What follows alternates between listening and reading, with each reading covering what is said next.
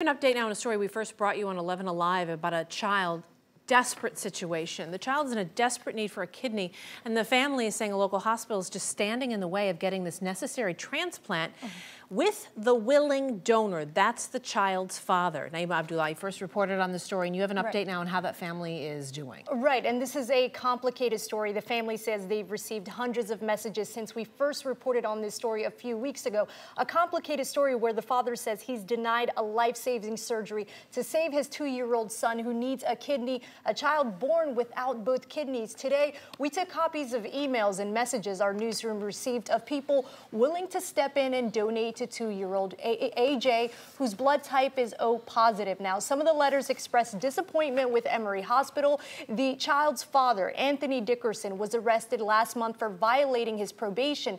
The family believes the violation should not have stopped the surgery, but they say it has. We were there today as the hopeful mother called the strangers willing to help save her son's life.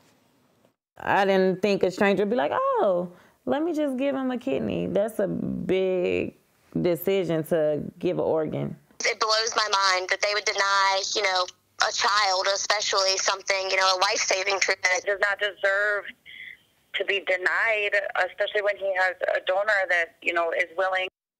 Wonderful to see so many people interested in helping this family. This is a very costly endeavor, though, so they're trying to fundraise. And she's a stay-at-home mother because of the amount of care she has to provide for her son. There is an online fundraiser to help the 2-year-old's medical expenses. So far, donations total more than $5,000, but that's not enough to cover the dialysis, the feeding tubes, and other medical needs. There's also an online petition on change.org with almost 60,000 signatures urging Emory Healthcare to provide the transplant as soon as possible, Melissa. You mentioned this earlier. There have been some that have been critical of Emory. Do we think there could be a change in opinion, a change in stance? There's a lot of pressure coming in right now. Emory says they can't answer specific questions because of patient confidentiality. However, they did say transplant decisions regarding donors are made based on many medical, social, and psychological factors. The hospital would not elaborate exactly on that, but there is a lot of pressure going on right now because we first reported on this story 2 weeks ago,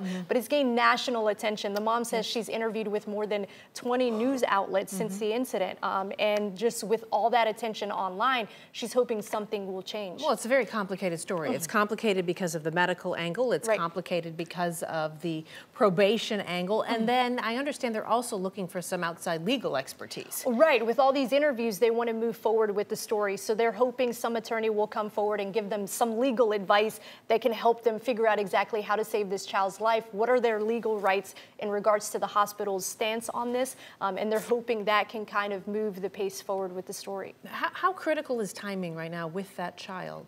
She says it all comes down to funding for that dialysis. As long as the funds are coming in to help pay for all the medical expenses, they're okay. But at the same time, this is critical for the 2-year-old who relies so much on medicine, relies so much on medical help to survive. Interesting story, Naima. Thank you very much. Jeff? Guys, thank you. The horrific deaths of these 2 children.